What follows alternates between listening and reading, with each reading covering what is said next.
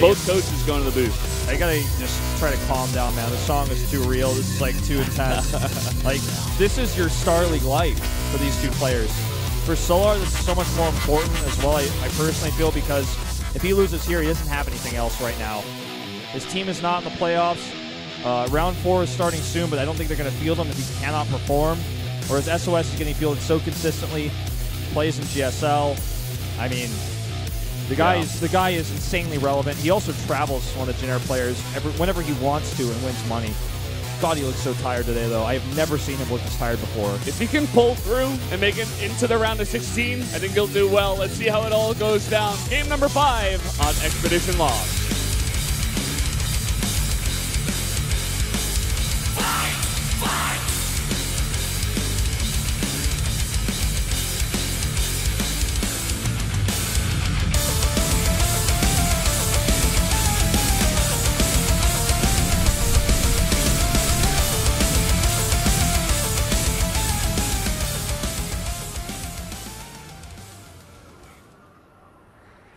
Up here in the top right in the blue, our Protoss player from the Jin Air Green Wings, it is SOS.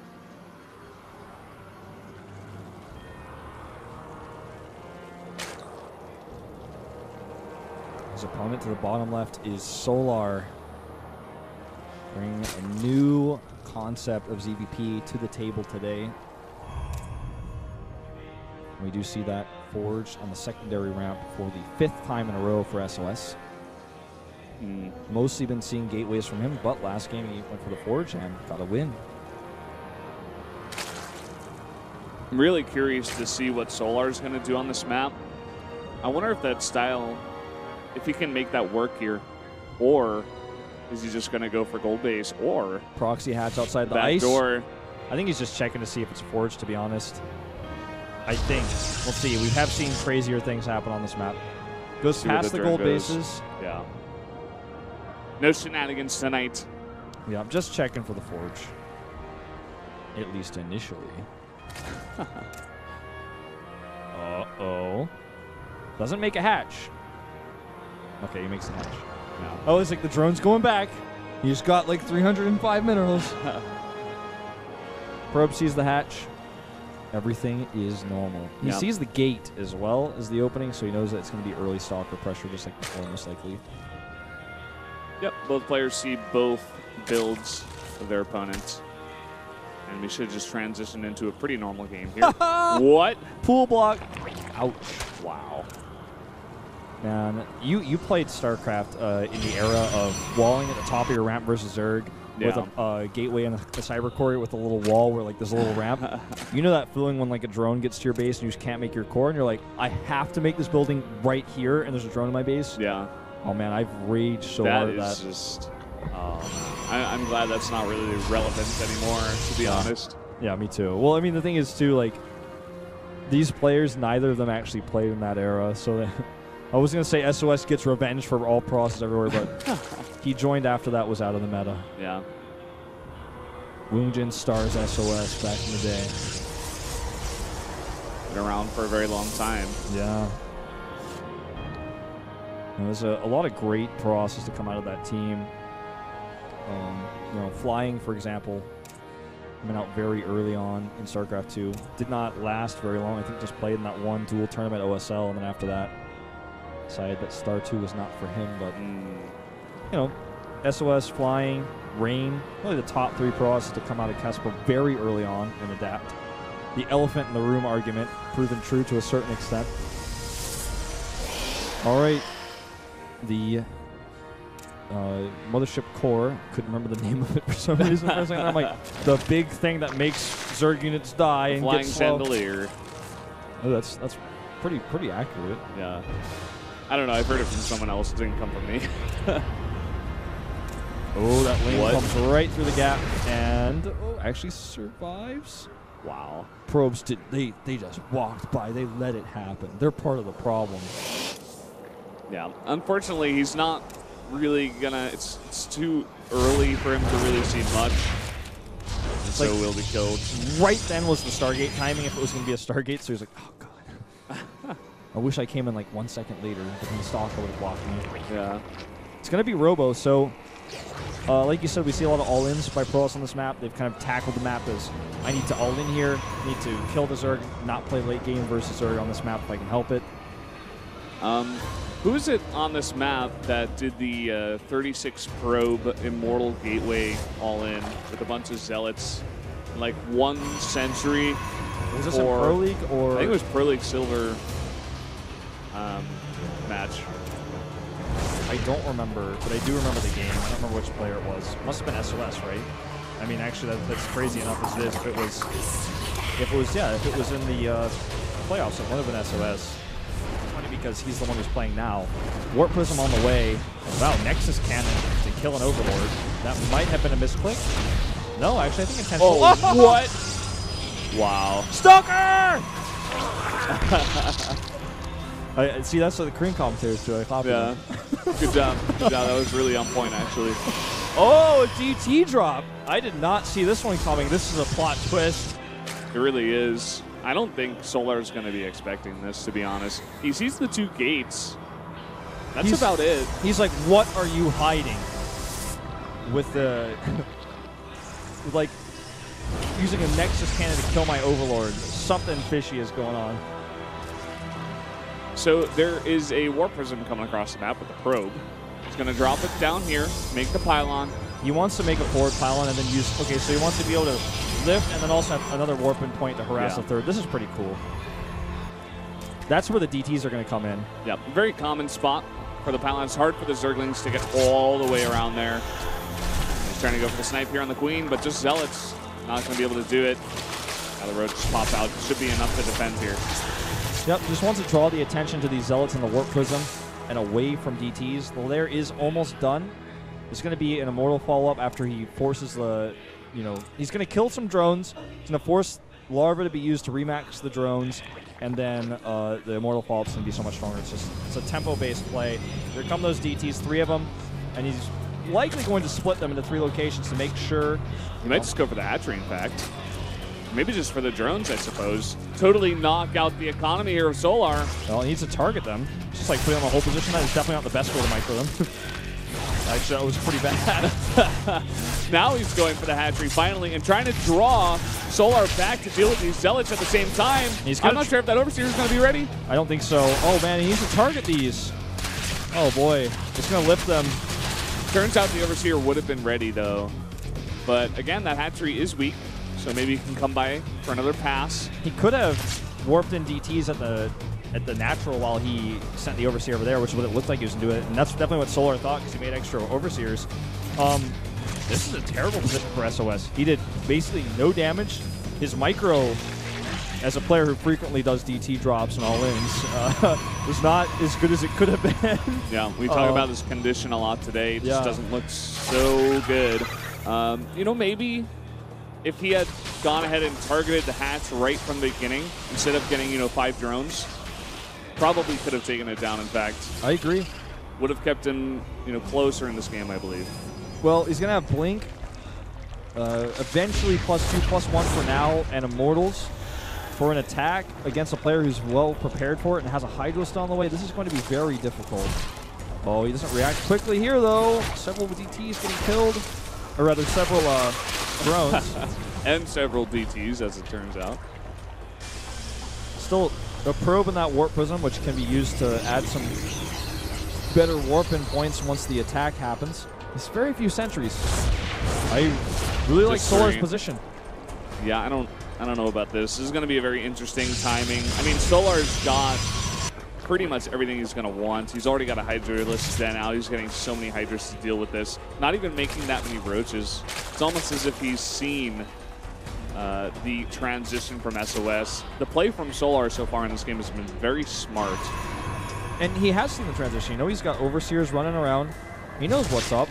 It's predictable enough. He goes in at the timing to see, oh, can I see a Robo? Do I see the fall? Oh, okay. I mean, do I see Immortals? Of course, you already knew the Robo's there, but he predicts it. Oh, is Link's going to slow this down? The answer is yes.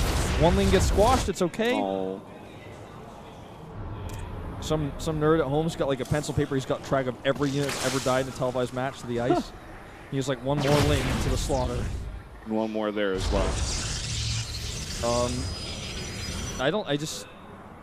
the thing is, if he doesn't attack, if SOS doesn't attack, Solar can pressure. He's about to have a hive for Blinding Cloud.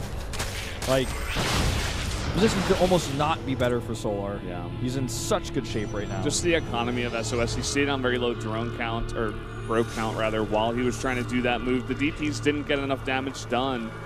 And Solar was, greedy enough. He got that third base really saturated very fast as well. There's something to be said about that. His macro so far in this entire series has been quite impressive. Got to really throw that to him. Even SOS attempting to stop him at that has failed so far. Yeah. It's funny there's this one probe still in the Warp Prism. I almost feel like eventually there's going to be a story told about that probe, like the one sentry that came back to defend. Maybe he'll survive and make the winning pylon. Yeah. It's like in a base trade later on in this game. Yeah. Actually might go down right here, right now. This is much more tense than it needs to be. Oh. No! Oh, he saves it. It's going to be alive later on. Don't you worry, guys. I don't even want to name the probe. It's stressing me out. Yeah. Don't name him. It's going to make the loss much more unbearable. The one thing, and I'm not sure if it'll even get here, but I just want everybody to keep this in mind. SOS could sit back here on these 3 bases and defend forever. You notice that Solar really doesn't have an opening to attack into him, and he is stuck on an interesting composition that was mainly Roach, Hydra, and some Vipers, and this is what a lot of Zergs are going for that's not really working against Protoss these days. It's Solar going against everything that he's done. Oh, the abduct! No! Okay. That poor continue. probe. Please continue. But it's just everything. He's going against everything he's done in this entire series. Yeah. And, maybe SOS takes a great fight, beautiful force fields, and totally wrecks his composition. Keep in mind, Solar definitely still is ahead. He's got 4 bases. He's got a great economy. He's already got Hive and some great tech here. It's just, I don't see any more transitioning from him as well. No Ultra Den. His upgrades are, he just got +1 to his range. Yeah, that's all he's got. He's got Hydra speed off creep, but, yeah, he's shown Colossi. Now he's going Storm. He's got so many high Templar. He's got the counter to this straight up. And nice there it is. Cloud the bag. Really forcing these Immortals to move forward, and they're doing absolutely no damage. Yeah, the control here is a bit shaky here from SOS. Again, maybe going back to his condition. You see abducts on the Immortals, but they're still doing their damage. And another great Storm off creep, on these slow units. So many of those units are in the red. And he's forced to back off because of this. SOS holds is what I was talking about. At the same time, doing a lot of damage to these drones that were trying to get that gas. We saw about 20 more Roaches and 20 more Hydras remade. And that is, again, the same comp that's already been basically countered by this Immortal, High Templar, Storm comp. And no more upgrades, keep in mind. He sticks on +1. SOS is about to have +3 to +1. And that is huge. Needs to deal with these DTs. Force odds that Queen. Start target down a few more drones. Big attack here against some of these units in the red, or many more of them in the yellow. High Templar here with energy, very important to keep alive. Can actually sack an Immortal to save one of them. Ooh, good force fields. Here they come from 2 sides, though. Abduct on that Immortal, but the Storm is good on the Colossus, or rather on the Hydras. No Colossi, but Storms. And here comes the second Storm. Really good Storms, holding this off here. Solar is having so much trouble breaking up this ramp. Another good Blinding Cloud here, but more and more Storms. A really nice one there and a bunch of Hydras. And again, they're starting to get low here, and the Stalkers are blinking back. Very good micro. I mean, if you look at the supply, it looks like, okay, Solar's doing too much, but the reality is not really, because this isn't even trade. He has a better economy, but he needs to transition, and he's not, which worries me. And now we have +3 on the map for SOS. Finally, we do have Solar, adding another Evo Chamber, finally getting those upgrades down as well. He still has the good economy, but these trades, SOS is holding on. And I'm sure I speak for a lot of Zergs when I say that, it looks a bit scary from this moment in time, especially after that fight when the Blink Stalkers chase after your whole army and there's not much you can do except sacrifice them. The one thing that SOS is missing now is no sentries. It's true. Got a Nexus Cannon and a few Photon Cannons here. Good position on these Stalkers at the back. Blinding Cloud goes down, but does not affect casting units like these High Templar. And again, good Storms.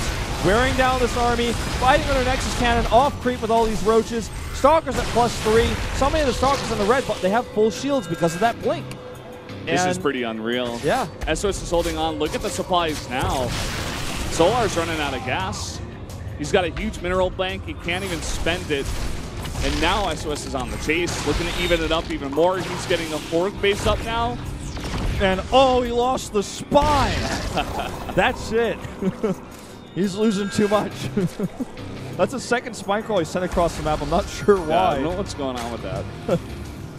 Another Viper coming out here. The Viper count currently at just 2. Energy going to be important on those.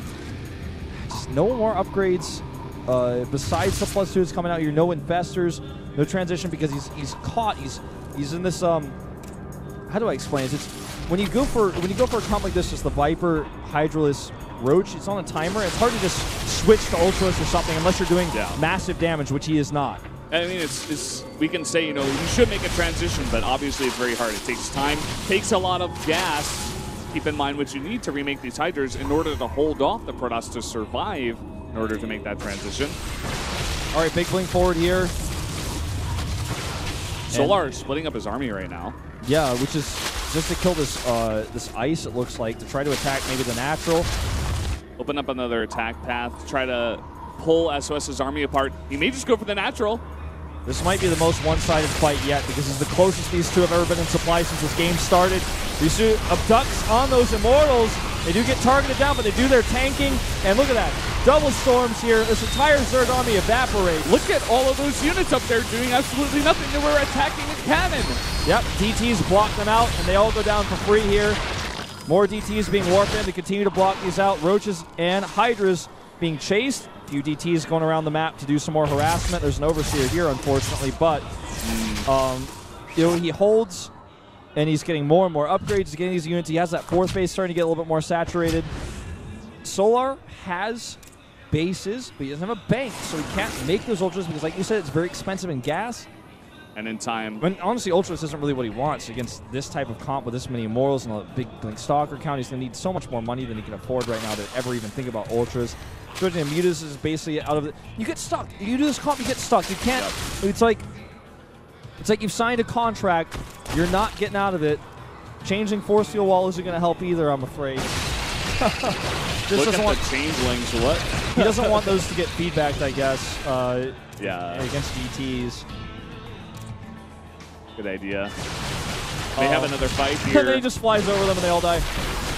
Storm's going down on the perfect groups of Hydras here. And look at how many Stalkers are left over. You know, a really good concave, but he backs out of the Blinding Cloud, takes another great fight, and look at the supplies now. It's all even up, and here's the chase. Solar can't possibly fight against all these Blink Stalkers. On the chase here, trying to make more Vipers very expensive, but Viper's not even that useful here. He's going to try to trap these units and crush them. That he does. Just adding more numbers to his count right now. Every Zerg at home, starting from like 7 minutes ago, they're just slowly going, no, no, no, no, no, no, no, no, no. It's starting to happen. It's starting to get out of control. I mean, keep in mind this game started with a DT drop that did very little damage. It's just the commitment from Solar. He thought he had the game won. He thought his counter push, either that or his defense of the Immortal all-in was going to be enough to win it for him. It is not the case. More and more roaches being made at 25 minutes against pure Blink Stalker, Immortal with high Templar support. Yeah. It's even something I said about this map as well. Solar just never had a chance to kill SOS. You could just defend so easily on this map as Protoss. It's like 2 ramps. You got some sentries over there, you're gonna be just fine. All right, Guardian Shield goes up. The attack is on. Not even a single abduct. Where are the Blinding Clouds? He's just surrendering here. There's so many high Templar. He can't even get close enough to Blinding Cloud. He can get feedback. There's the abducts. Messes up, grabs on the Stalkers. Really nice Blinding Clouds in the back, but there just may be too much Protoss at this point. Huge storms coming down, and there's the blink. There's the blink, and that should be it here. There's just way too much Protoss. Solar's defeated, head in his hands. He will not advance to the regular season. And he was so close, man. So close. GG, SOS. He does it. He moves on to the Star League. Unbelievable. What a game that last one was. Lasted so long. Solar just could not kill SOS. Imagine how frustrating this must be for him, having no success in Pro League, only winning in foreign tournaments, comes so close to making round of 16 here in SSL, and loses in Game 5. SOS doesn't look like he's ready for too much of a victory dance just yet. He knows how close. He needs some sleep, man. Yeah, he knows how close it was. It looks like he definitely needs some sleep. And Solar, on the other hand, probably going to be struggling to sleep tonight. Looks really pissed. Keep in mind, SOS has to go home and practice now for the finals of round 3. Who said anything about sleep? It wasn't us. Yeah. So, really rough spot. We're going to have a little video here. Yep, hype video. Onyx. And a bunch of baseball bats.